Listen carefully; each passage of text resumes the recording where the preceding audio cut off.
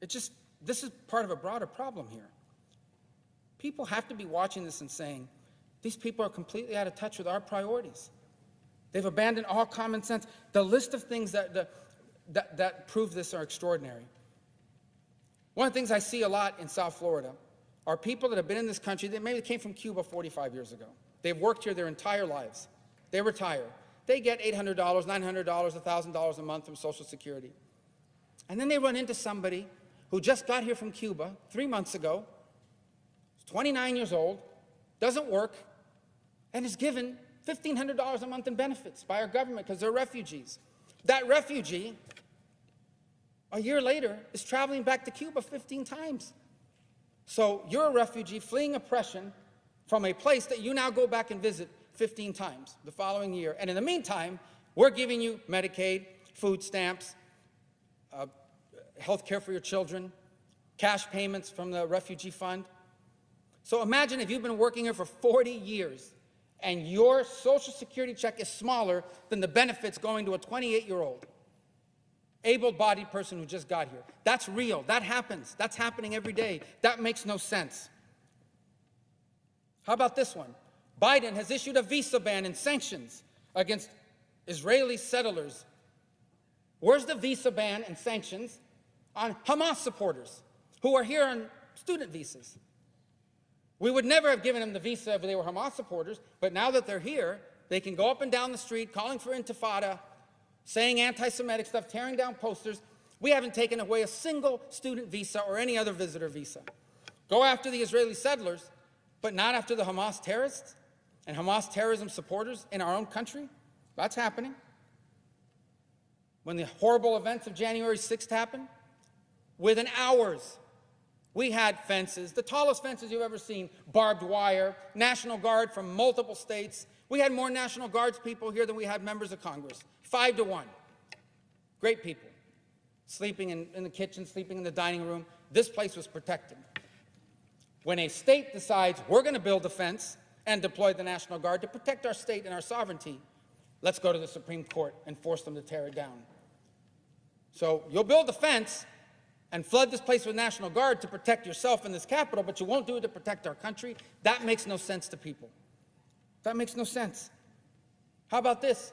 You know the leverage that Russia, you know why Russia, one of the reasons why they invaded Ukraine? Because they believed that Europe was so dependent on them for natural gas, they wouldn't do anything about it. And so Europe is doing something about it. And the U.S. says, and we will export our natural gas surpluses to you, so you don't have to depend on the Russians. And what does this administration do? They suspend LNG exports a couple weeks ago because a handful of TikTok influencers demanded it because of the climate. That makes no sense. But they did it. On issue after issue, we either have lost all common sense or we are consistently ignoring the needs of everyday hardworking Americans and putting something or someone above them over and over and over again.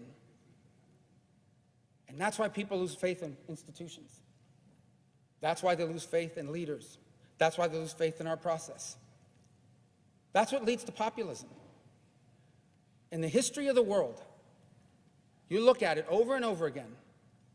When people believe that their needs, their legitimate needs, are being ignored by the people who run the government, in the modern history, they have gone in one of two directions, and they are both toxic. One is socialism, the promise of the victim against the oppressor, and government's going to fix it all by controlling the economy and your lives. And the other direction they go is ethnic nationalism.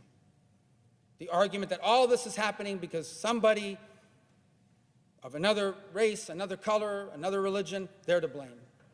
One of your fellow countrymen are to blame.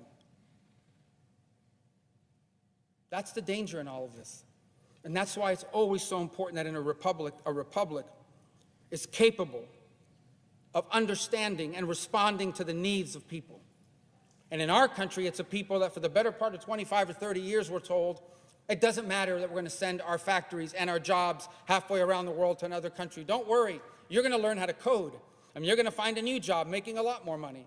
Well, they never got to learn how to code, and they never found the better job, and they gutted our cities and communities and took them apart.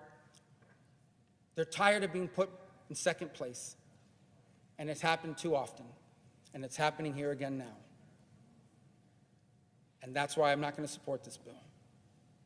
Because it violates our most important responsibility, and that is to give voice to the people of this country and stop putting them in second place behind everything and everyone else.